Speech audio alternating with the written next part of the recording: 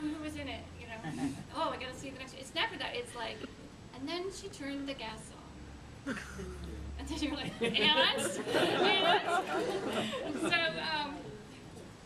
I'm going to read two scenes that I chose, which, well, first I'll explain about the Pied Piper.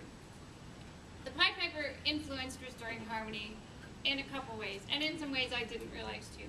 When I went to write Restoring Harmony, I had not read Pied Piper for a while, and I decided not to read it again because there were things about it that I knew I wanted, elements that I wanted to incorporate, but I didn't want to lift anything verbatim. So I was very careful actually not to read it at the time I was writing, which was several years. But my character goes on a journey. She collects people as she goes. It's multi-generational. All of those things are in Pied Piper. And so, and there's a few other things. It's hard to talk about my book without spoiling it, and I know maybe a few of you might want to read it. So I was like creating a speech that didn't involve, and then at the very end, she, those are some of the parallels that I found. I just reread Pied Piper the other day, and discovered that there are even some parallel scenes, sort of. So I had chose two to read to you today. The first one is from the very beginning of Pied Piper. Are you all familiar with it, or should you all know it? So we know where we're at, right? This is before he's still on his holiday in his hotel in France, and he says, he got to know the children slightly after that, and passed the time of day with them whenever he met them alone. On their side, they said, "Good morning, Mr. Howard," as if it was a lesson that they had been taught, which indeed it was. He would have liked to get to know them better, but he was shy with the diffidence of age. He used to sit and watch them playing in the garden underneath the pine trees sometimes. Mysterious games that he would have liked to have known back then, or known about, that touched dim chords of memory 60 years back. He did have one success with them, however. As the sun grew warmer and the grass drier, he took to sitting out in the garden after déjeuner for half an hour, in a deck chair. He was sitting so one day while the children played among the trees. He watched them covertly. It seemed that they wanted to play a game that they called attention, which demanded a whistle, and they had no whistle. The little boy said, "I can whistle with my mouth," and proceeded to demonstrate the art. His sister pursed her immature lips and produced only a wet splutter. From his chair, the old man spoke up suddenly. "I'll make you a whistle if you like," he said. They were silent, staring at him doubtfully. "Would you like me to make you a whistle?" he inquired. "When?" asked Ronald. "Now, I'll make you one out of a bit of that tree," he nodded to a hazel bush. They stared at him incredulous. He got up from his chair and cut a twig the thickness of his little finger from the bush. Like this. He sat down again and began to fashion a whistle with the penknife that he kept scraping out his pipe. It was a trick that he had practiced throughout his life, for John first, and then for Enid, when they had been children, more recently for little Martin Costello. The Kavanaugh children stood by him watching his slow, wrinkled fingers as they worked. In their faces, incredulity melted into interest. He stripped the bark from the twig, cut deftly with his little knife, and bound the bark back into place. He put it to his lips and gave out a shrill note. They were delighted, and he gave it to the little girl. "You can whistle with your mouth," he said to Ronald, "but she can't. Will you make me one tomorrow?" "All right, I'll make you one tomorrow." They went off together and whistled all over the hotel, through the village, till the bark crushed beneath the grip of a hot hand.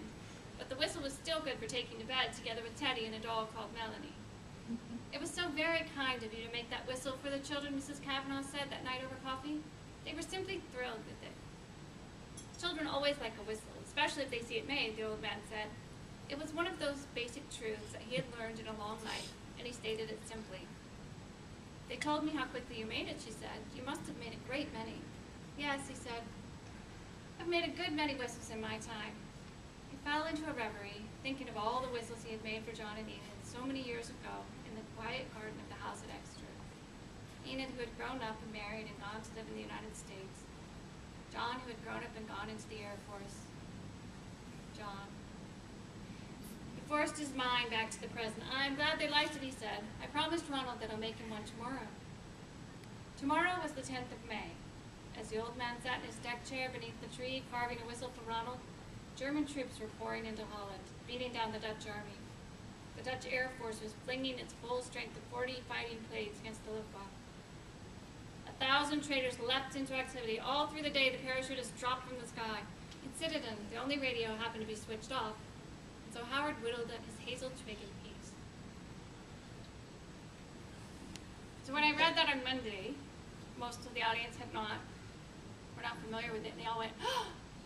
And then they said, is that the end of the chapter? Because I just talked, and I said, no, that's the middle of the chapter. I'm telling you, if you're reading a Nevil Shute book and you don't have time to finish, you do not stop at the end of the chapter. You need to like stop somewhere in the middle, maybe even in the middle of a sentence. Stop if you don't. So they were quite intrigued, and I think there was a rush for holds at the library on that book the next day. The scene that I think is sort of a parallel scene to this is chapter 12 in my book. My character Molly has been sent down to the United States to retrieve her grandfather. They desperately need a doctor on the island, and he is a doctor, and they're also worried about his health and well-being. And when she gets there, she finds her once rich grandfather destitute and starving. And the only food he gets comes from the neighbor's garden. So she has peeked around and she's looked at the neighbor's garden. It's a mess. The neighbor is just covered with weeds. He's totally overwhelmed, and she's a farmer's daughter. So she thinks that maybe she has something to offer him. The next morning, I was in the garden right at dawn, though. It wasn't long before the sun started getting strong and the vegetable beds were steaming around me, the emerald leaves glistening with dew. Morning in the garden is one of my favorite places to be on earth. The fact that it wasn't my garden, and I'd probably have to do some fast talking when the owner came outside, didn't really bother me because I had my hands deep in the soil. Even though I don't like to eat tomatoes, I love their fragrance. That sort of bitter, fresh scent smelled like everything good to me.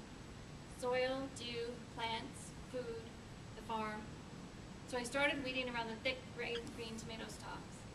I scooted along the rows on my knees, letting the monotony of pulling weeds relax me and bring me the first real peace I had known since leaving home. I was running a tune through my head, deep in my own private world of music, when I noticed movement. The house looked almost exactly like my grandparents', and up on the deck, a little boy and girl were watching. They moved closer and peered out at me through tangled dark hair. Their smudged faces were in need of good washing, but their matching blue eyes sparkled. They both had such skinny bodies it made me queasy. The girl walked over to me and plopped down on the damp ground. I'm Brandy, she said. Who are you? Molly, nice to meet you. I held out a muddy hand and she giggled. That's Michael, she said, pointing at the boy. He loves worms. What are you doing? Making myself indispensable.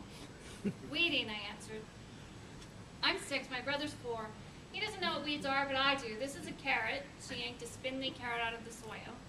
This is a weed, she added, pointing to a plant next to it and leaving it in the ground. Yeah, you're pretty smart for 6. I know. More movement near the house made me look up. In 3 quick strides, a tall man was towering over us. Luckily, he didn't seem to be armed. What the hell is going on out here? He said. Who are you? Randy jumped up and ran back to Michael. I stood brushing my hands on my shorts, and then I got my first good look at the man, and I almost staggered back in surprise. I don't know what I was expecting, but it definitely wasn't young, blonde, and handsome. Well, youngish. He must have been about 30. His hair curled around his ears where it had pulled loose from a thick ponytail that hung halfway down his back. His face was tan and his arms were chiseled muscle. Hi, I stammered. Hi, is that all you have to say? What are you doing in my garden? Well, he glared at me and I took a step back. I'm staying next door with my grandparents, Jack and Catherine Buckley, and he demanded. And so they were telling me about the food you give them, you know, throw over the fence, and so I was looking at your garden, and you thought you'd just help yourself? No, not at all. The thing is, I said, rushing on, I live on a farm in Canada. The kitchen garden, it's all my responsibility. It looked like you needed some help over here, and since you've been giving my grandparents food, I thought maybe I should come over and, you know, weed for you. Did it ever occur to you to ask first? I guess I should have, I admitted, but I was up at dawn and you weren't around, so I just started. Look at the tomatoes. Don't they look great? He gave them a cursory glance. The slugs are getting them. I know, but I can help you with that. We can stake them up, and I don't need your help. It's no problem, really. He continued to glare, and even though he was extremely good-looking, he also had a hardness about him. There were deep lines in his forehead and a flinty look in his eyes. I wasn't so sure this was the best idea I'd ever had. It's pretty overgrown, I said. We've had a lot of rain this year for some reason, the man grumbled. So is it okay if I just keep working for a while? He stared at me for a minute, then he walked back to the house. Do what you have to do, he said, over his shoulder. But I'm not my sister, and I'm not planning on feeding the whole neighborhood like she used to do, no matter how much she worked. Oh. She's starting to collect people, too.